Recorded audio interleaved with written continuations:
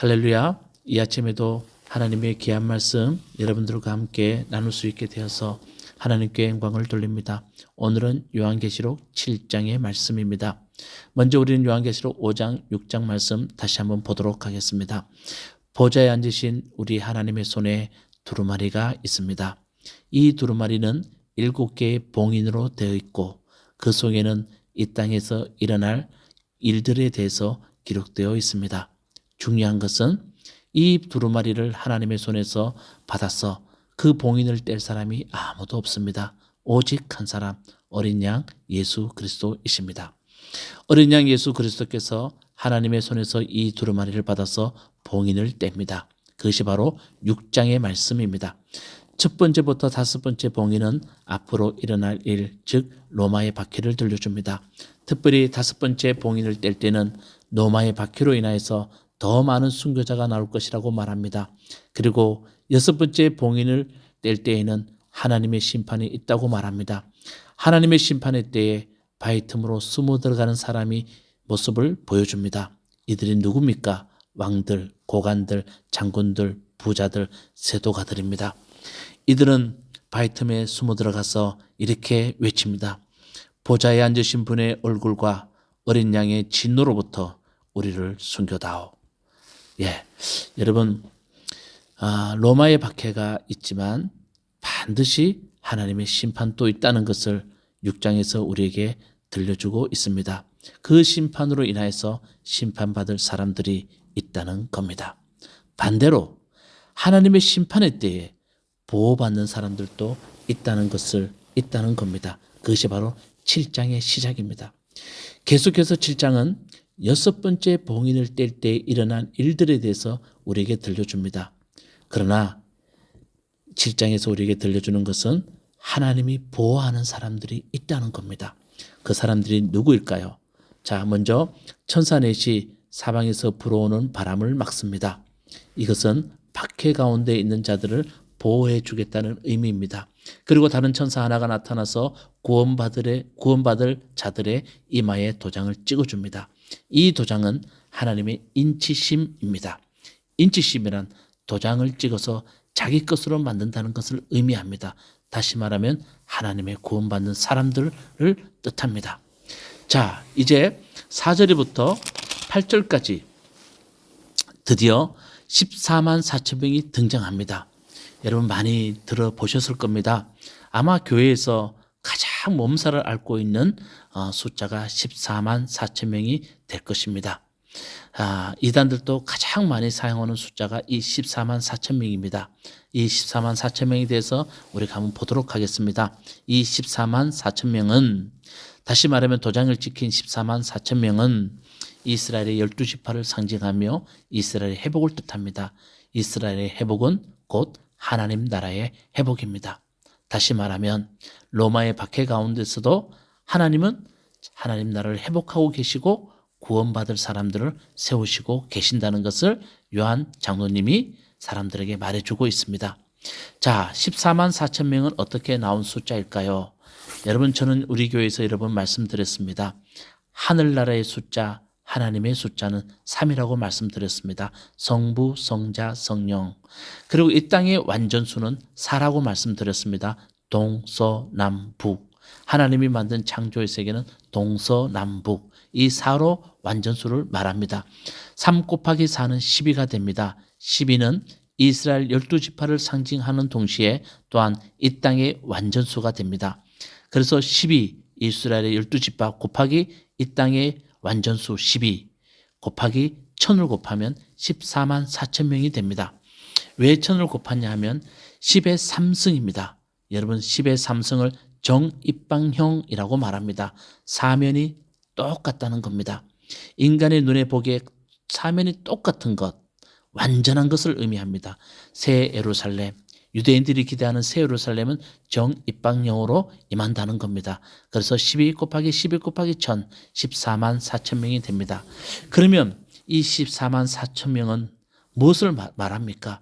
인간이 상상할 수 없는 가장 완전한 숫자라는 겁니다. 이것은 하나님의 구원은 완전한 것이며 하나님의 구원 속에는 우리가 정말 상상할 수 없는 기쁜 일들이 그 속에 있다는 겁니다. 그것이 14만 4천 명이 가르쳐주는 것입니다. 어떤 사람들의 주장처럼 이 14만 4천 명은 제한되어 있고 이 숫자에 들어와야 되고 이 숫자에 들어가기 위해서는 헌금도 많이 하고 그리고 헌신도 많이 하고 자기들이 시키는 대로 잘 해야만이 24만 4천 명이 들어올 수 있습니다 라고 말하는 사람들이 있습니다. 정말 경계해야 되고 이 14만 4천 명을 특정한 숫자로 말하는 사람들은 정말 잘못된 이단들입니다. 14만 4천은 완전한 숫자, 하나님의 구원은 온전하게 이루어진다는 것을 우리에게 이야기해 주고 있습니다. 자, 9절부터 보면 9절에 이렇게 되어 있습니다. 그 뒤에 아무도 셀 수 없을 만큼 큰 무리가 있고 모든 민족과 종족과 백성들에게서 나온 사람들이 있는데 그들은 흰 두루마리를 입고 있다고 말합니다. 여러분 누구일까요? 모든 종족과 백성에 나온 사람들, 그들은 수많은 무리라고 말합니다. 어떤 분들은, 어떤 학자들은 이방인의 구원을 뜻한다. 앞에 부분은 유대인들의 구원을 뜻하고 뒤에 부분은 이방인의 구원을 뜻한다라고 해석하시는 분들도 있습니다. 틀린 말씀은 아닙니다. 저도 이 말에 동의합니다. 하지만 요한계시록에 나오는 모든 말씀을 우리가 다 해석할 수는 없다는 겁니다. 중요한 것은 흰 두루마리 입은 사람들이 어떤 사람들이고 그 사람들이 무엇을 하고 있는지를 봐야 됩니다. 먼저 이 사람들이 무엇을 하고 있습니까? 10절 그들은 큰 소리로 이렇게 말합니다. 구원은 보좌에 앉아 계신 우리 하나님과 어린 양의 것입니다 라고 찬양을 합니다. 놀랍죠? 구원은 보좌에 앉으신 우리 하나님과 어린 양의 것입니다 라고 큰 소리로 외칩니다. 그랬더니 많은 천사들과 그리고 24 장로님들과 내생무들도 옆에서 똑같이 찬양합니다. 7개의 단어로 찬양합니다. 아멘. 찬송과 영광과 지혜와 감사와 존귀와 권능과 힘이 우리 하나님께 영원 무궁토록 있습니다. 이렇게 그들은 찬양합니다. 여러분 한번 상상해 보십시오. 한번 정말 머릿속으로 상상해 보십시오. 완전한 구원을 받은 14만 4천 명이 있고 그리고 흰 두루마리 입은 사람들이 그들은 함께 찬양합니다. 구원은 보좌에 앉아 계신 우리 하나님과 어린 양께 있습니다 라고 큰 소리를 찬양하고 그리고 모든 천사와 24 장로님들과 내생분들도 7개의 단어로 찬양합니다. 예배의 모습이 연상이 되시나요? 하나님 나라의 모습이 연상이 되시나요? 그렇습니다. 여러분 우리가 이 땅에서 정말 구원받은 사람들이라면 우리는 하나님께 이렇게 찬양하고 하나님께 이렇게 예배드리는 사람이 되어야 됩니다. 요한 장로님은 이런 모습을 통해서 우리에게 희망이 무엇인가, 온전한 구원이 무엇인가, 그 구원받은 사람들은 하나님을 찬양하고 하나님께 영광을 돌리는 사람이라고 우리에게 말합니다. 자, 이제 흰 두루마리 입은 사람이 누구일까에 대해서 13절부터 17절에 나와 있습니다. 그때 장로 가운데 하나가 흰 두루마리 입은 사람들이 누구입니까? 또 어디서 왔습니까? 하고 요한 장로님에게 묻습니다. 그랬더니 요한 장로님이 이렇게 말하죠. 아유 장로님께서 더 잘 알고 계십니다 라고 대답했더니 하늘나라에 있는 20장로 중에서 한 분이 바로 그 사람들이 누구인지 해석해 줍니다. 이 사람들은 큰 환난을 겪어낸 사람들입니다. 그들은 어린 양이 흘리신 피에 자기들의 두루마리를 빨아서 희게 하였습니다. 14절 말씀입니다. 여러분 누굽니까? 큰 환난을 겪어내면서 어린 양의 피에 두루마리를 빨았대요. 예수님의 십자가, 그 십자가의 고난을 예수님처럼 당한 사람들이에요. 그것을 어린 양의 피에 두루마리를 빨았다는 의미입니다. 많은 고난을 그들은 겪어냈다고 말합니다. 자, 그들에게 우리 하나님은 이제 그들을 위로해 주십니다. 어떻게 해요? 16절 그들은 다시는 줄이지 않고 목마르지 않고 해나 그 밖에 어떤 열도 그들 위에 괴롭게 내려지지 않을 것이다. 하나님이 어떤 해도 당하지 않게 이제 더 이상 목마르지 않게 하나님이 그들을 보호해 주겠다고 말씀하시면서 17절 말씀 여러분 한번 자세히 들어보십시오.